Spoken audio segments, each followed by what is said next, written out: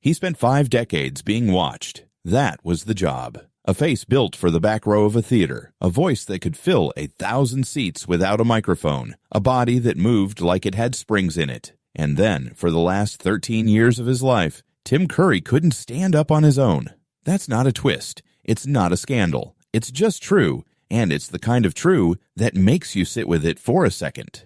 The man who taught a generation how to strut in heels on a movie set in 1975 spent his final decade in a wheelchair, and he talked about it with a strange, dry honesty that most celebrities never manage. On Tuesday night, at his home in Toluca Lake, that decade ended. He was 80. Police responded to the house a little after 11. There was a medical call earlier that evening. By the time paramedics arrived, he was already gone. No foul play, nothing suspicious, nothing that needed explaining beyond what his body had already been trying to tell him since 2012. His longtime manager confirmed it the next morning. The cause hadn't been made public yet, but anyone who'd followed his health over the last decade could guess the shape of it. I want to start there, with the wheelchair, because it's the part people forget when they talk about Tim Curry. They remember Frank-N-Furter in fishnets. They remember Pennywise's teeth. They remember the butler in Clue delivering 40 different endings with the same deadpan energy. What they don't picture is a 78-year-old man in a recliner telling a CBS reporter he still couldn't walk, that he wouldn't be dancing again, and doing it without a trace of self-pity in his voice. That's the man we lost this week. Not just the performer, the one who kept showing up anyway. So let's go back. Let's actually understand who this person was, because the obituary headlines are going to boil him down to one movie, and one movie was never going to be enough to hold him. He was born Timothy James Curry on April 19, 1946, in a town called Grappenhall in Cheshire, England. His father was a Royal Navy chaplain. His mother worked as a school secretary. It was a religious household, a disciplined one, and by most accounts, a quiet one, which makes it stranger in a good way that this particular kid grew up to make a career out of being the loudest, strangest, most unforgettable person in the room. His older sister became a concert pianist, so there was clearly something in that house that pushed both of them toward performance, even if the outlets ended up looking nothing alike. Here's a detail worth holding on to because it comes back later. When Curry was around 10 years old, his father had a stroke. He talked about that memory decades afterward, being a kid, watching an adult's body fail in front of him, and not having any idea what to do with that. I remember thinking, how exactly do I do that? He said once, trying to describe the helplessness of it. 50-some years later, he'd be the one in the chair, and somebody else would be the kid trying to figure out what to do. Life has a way of handing you the same scene twice, just from a different seat. He studied at the University of Birmingham, came out the other side with a degree, and instead of doing anything sensible with it, he went into theater. His first professional job was in the London production of Hair. Yes, that Hair, the nudity and rock music musical that scandalized half of the West End when it opened. He played a small role called Woof. It wasn't a star turn. It was a foot in the door. But it put him in the same orbit as a performer named Richard O'Brien, who happened to be working on something strange in his spare time. O'Brien had this idea for a musical, a mashup of every B-movie horror trope, an old dark house thriller he'd grown up loving, filtered through glam rock, and a kind of gleeful post-sexual revolution chaos. He called it the Rocky Horror Show. He showed Curry the manuscript. Curry read it and thought, this could actually be something. There was one part in particular that grabbed him. A mad scientist, a transvestite from another planet, equal parts menace and seduction. The kind of role that either makes an actor's career or ends it in embarrassment. Curry auditioned by singing Little Richard's Tutti Frutti, which tells you everything you need to know about the register he was going for. He got the part. Frank-N-Furter, the role that would define the rest of his life, whether he wanted it to or not. The London stage show was a hit. It transferred to Los Angeles, ran at the Roxy on Sunset Strip with a young unknown named Meat Loaf rounding out the cast, and then made its way to Broadway. By the time the film version went into production in 1975, Curry had already played the part hundreds of times on stage. He knew this character better than the character knew himself. And here's the first thing worth remembering, because it gets erased by 50 years of midnight movie mythology.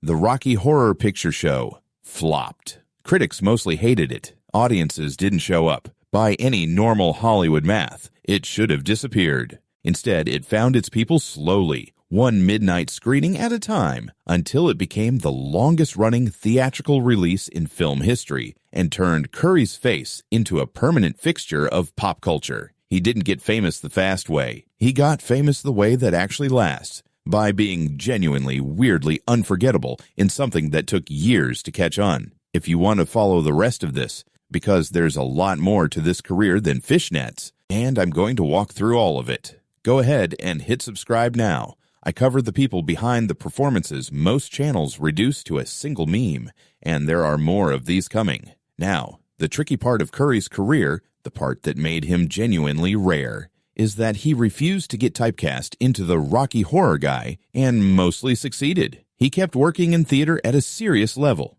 He played Mozart in the original Broadway run of Amadeus. He earned a Tony nomination for that. He picked up 2 more Tony nods over the years, plus Olivier Award nominations back in the UK for a career that critics took seriously, even while general audiences mostly knew him as the villain from their favorite childhood movies, because that's where he really built his legacy, as the go-to voice and face of menace in exactly the kind of movies an entire generation grew up rewatching. In 1985, he played Wadsworth the butler in Clue, a film based on a board game that, again, nobody expected to become a classic, and again became one anyway, mostly because Curry's motor-mouthed delivery of the same plot, explained 3 different ways, is one of the great comic set pieces of that decade. Then, in 1990, he did something that genuinely terrified an entire generation of children who had no business watching a Stephen King miniseries at that age. He played Pennywise the clown in It.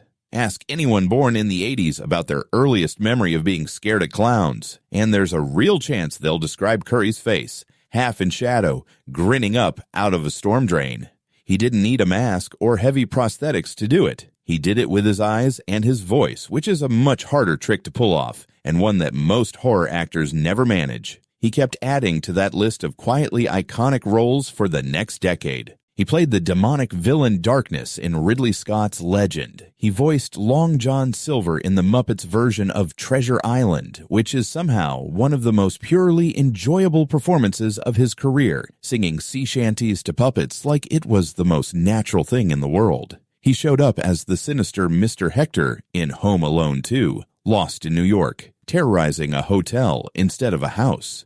He was in Annie. He voiced Hexus in Fern Gully. Depending on when you grew up, there's a decent chance a version of Tim Curry has been quietly living in your head since childhood, without you ever putting a name to the voice. And here's the detail that surprised even a lot of longtime fans. In 2004, at nearly 60 years old, he originated the role of King Arthur in Spamalot, the Monty Python musical, on Broadway, and then in the West End. 3 more Tony nominations across his career, 2 Olivier nods, a Daytime Emmy for his voice work. This was not a one-trick performer who got lucky with one cult movie in the 70s. This was a working actor who kept getting cast by serious directors in serious rooms for 50 straight years, while also being the guy your older cousin dressed up as for Halloween. Then 2012 happened. Curry suffered a severe stroke that year. It required brain surgery. It left him unable to walk, confined to a wheelchair for the rest of his life. For most performers, that's the end of the story, the point where the career quietly stops and the tributes start getting written in advance. That's not what happened here. He kept working. He did voice roles. He did convention appearances. In 2016, he sat on a panel for the 40th anniversary of Rocky Horror, wearing a suit and a smile, doing press for a franchise he'd helped build back when he could still dance across a stage in 6-inch heels. Last year, around the 50th anniversary of the film, he published a memoir called Vagabond. In interviews around that release, he was direct about where he stood physically, still in the chair, still working around his left leg, still not able to walk. No bitterness in how he talked about it, just facts delivered the way you'd expect from a man who'd spent his whole career finding the exact right tone for a room. There's a version of this story where the stroke is the ending, and everything after is just an epilogue. I don't think that's the right way to read it. I think the 13 years he spent working from a wheelchair are actually the part of his career that says the most about who he was underneath the costumes. It's easy to be magnetic when you're 29 years old and the camera loves you. It's a completely different thing to keep showing up to conventions and interviews at 78, visibly limited, and still be the most interesting person in the room. That's not talent. That's character. If you're the kind of person who tracks how performers handle the parts of a career that don't make the highlight reel, the decline, the health scares, the years after the peak, subscribe to the channel. This is exactly the territory I keep coming back to, and there are more of these stories in the pipeline. So where does that leave the legacy? I think it's genuinely hard to name another actor who moved this comfortably between the extremes Curry lived in. He could terrify a room full of children as Pennywise and, in the same decade, make an audience laugh until they cried as Wadsworth explaining a murder plot for the third time in 90 seconds. He could originate a role in a serious Broadway drama about Mozart and also spend an afternoon singing pirate songs to Kermit the Frog, and somehow neither performance felt like a compromise. Most actors get boxed into either comedy or menace. Curry made a 5-decade career out of proving that the line between the two was thinner than anyone else was willing to admit. And underneath all of it was Frank-N-Furter, the role that never let go of him, and that he apparently never resented for the grip it had. A cult film that flopped on release, that critics dismissed, that became one of the most enduring pieces of American midnight cinema almost entirely because one actor refused to play a strange character safely. He went all the way in, on a role that could have ended a career in 1975, and it turned out to be the opposite. It became the reason strangers still recognized him on the street 50 years later, wheelchair and all. Here's what I keep coming back to, and I want to actually hear your answer to this one in the comments, because I don't think there's an obvious right answer. Curry built a career on characters who were dangerous, menacing, sometimes genuinely frightening. Pennywise, Darkness, Frank-N-Furter himself in some readings, and yet, by every account from people who worked with him, he was warm, funny, generous on set. So, which version do you think was actually closer to the real Tim Curry, the performer who made a career out of playing what scares us, or the person who spent his last decade proving that dignity doesn't require getting to walk out of the room on your own? Let me know what his performance meant to you and which role actually got under your skin first. If you want more of these, the actors and cases that deserve a deeper look than a headline gives them, subscribe to Redacted Files Lab. There's another one coming soon, and it's not going to be an easy one either.